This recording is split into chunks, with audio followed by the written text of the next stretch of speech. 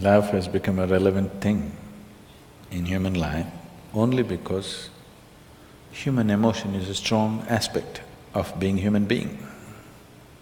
In human life, emotion is a very powerful thing. Even in this day and age, though people think they're very intellectual, even today, their emotions are the strongest aspect. Yes or no? It's the most intense aspect of their life.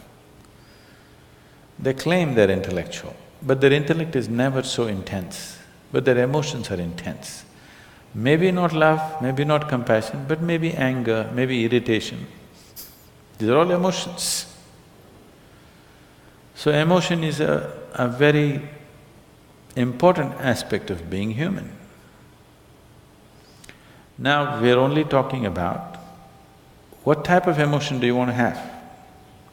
Now, do you have a mind? Do you have a mind? Yes. Would you want it to be sharp or dull?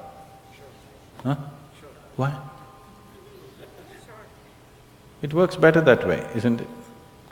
Similarly, if you have emotions, do you want to have sweet emotions or bitter emotions? Sweet emotions. It works better that way, isn't it? So love means just that. You have transformed your emotions into sweetness. Now I want to be in love without emotion. That's a very European idea.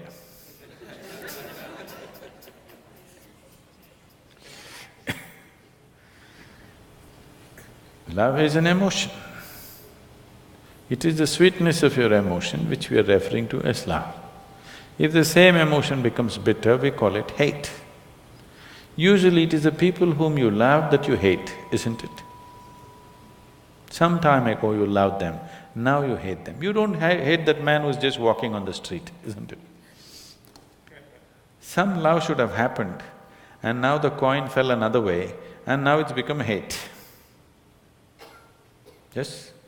So it's just the same coin. If it falls this way, it becomes love, if it falls that way, it becomes hatred.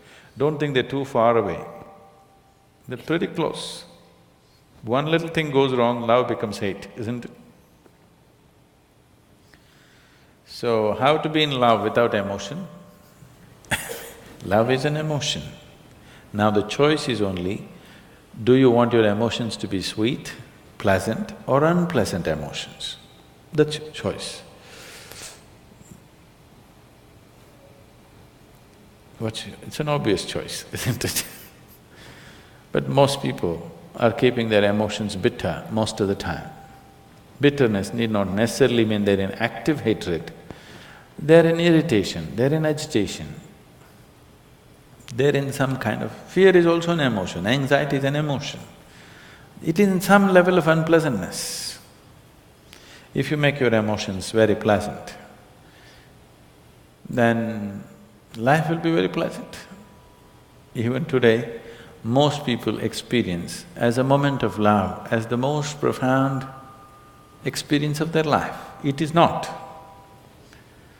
But they experience it that way because that is the most intense thing they have touched. What that is the deepest dimension of life they have touched is a moment of love. So they raise it to heaven. People are transporting it to heaven. People are talking about divine love. You do not know whether God loves or not. Human beings are capable of love if they're willing. Dog is capable of love. When human beings fail you, you get yourself a dog. If you get a dog, 12-year guaranteed love affair. Yes? Do not underestimate this. You get yourself a dog, every day you come home, what a welcome you get, Your wife, she's no good. One day she's one way, your children, they're not interested whether you come home or go. But your dog, every day, what an excited welcome he gives you. Nobody's capable of this, isn't it? Every day, without fail, he'll never show disinterest in you. is such a boost for you. You know? Dog is love, for sure. Maybe it's just a spelling mistake. You know, typos can happen.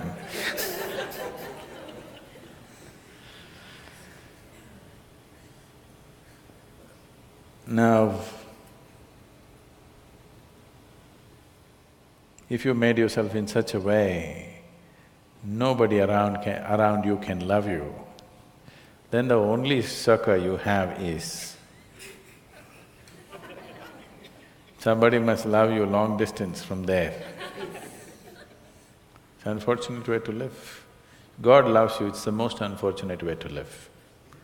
That means you made yourself in such a way nobody can even look at you. If people around you cannot help loving you, that's a nice way to be, isn't it? You may not be great, maybe at least you're cute. Yes? So, in yoga, we don't look at anything as love, hate, happiness, misery, we don't look at it that way. We just look at it this way. Do you want to be pleasant or unpleasant? If you become pleasant in your body, we call it health. If you become very pleasant, we call it pleasure. If your mind becomes pleasant, we call it peace. If it becomes very pleasant, we call it joy. If your emotions become pleasant, we call it love. If it becomes very pleasant, we call it compassion. If your very life energies become pleasant, we call this bliss. If it becomes very pleasant, we call it ecstasy. If your surroundings become pleasant, we call it success. So, the other names that you give are just leading to confusion. Should I be loving? You don't have to be loving. Just be pleasant in your body, pleasant in your mind, pleasant in your emotions, pleasant in your energies, you will be a wonderful being. If your emotions are pleasant, if somebody comes here, you can share that pleasantness with them. If your emotions are unpleasant, for sure you share that with people, isn't it? Yes or no? So you cannot do something that you are not. If this is feeling pleasant now, it will naturally be pleasant to everything. If this is feeling unpleasant right now, it will be nasty to everything. So instead of seeing how to make this pleasant, you want to be pleasant to somebody. That is being loving. You don't have to be loving. If everything within you has become pleasant, whatever is needed in that moment, you will do. If you need to say pleasant things, you'll say that. If you need to say some hard things, you'll say that. But without any unpleasantness in you, that's important, isn't it? If you'll have to fight a war, you'll fight it without any unpleasantness in you, that's important. Then you will do everything only to the extent it's necessary. You will not overdo anything. If you say, I love somebody, you will exaggerate things about the people whom you love. You will exaggerate good things about them. If you say, I hate somebody, you will exaggerate bad things about them. You'll never see anything the way it is. People go blind with things that they love, isn't it? They have no sense, they lose all their sense. If they hate also, they'll lose sense. If you like, you will lose sense. If you dislike, you will lose sense. The doorway of life is in being equanimous, that you're able to see everything just the way it is. Now you are pleasant to somebody not because somebody is nice. You're pleasant to somebody because you are pleasant, that's all. This is more guaranteed. It's a more guaranteed love affair, isn't it? You're being pleasant to somebody because you're pleasant. If I'm being pleasant to you because you are nice, tomorrow if you're not so nice, something else will happen, isn't it?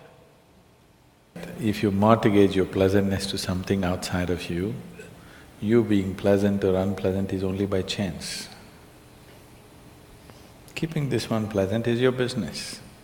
If this one is pleasant, with whatever it interacts, it will generate pleasantness. Now you have not managed to make this pleasant, you're trying to be pleasant to somebody. And that is subject to so many things. If you have to be pleasant, they have to be fixed the way you want them. And that's not possible.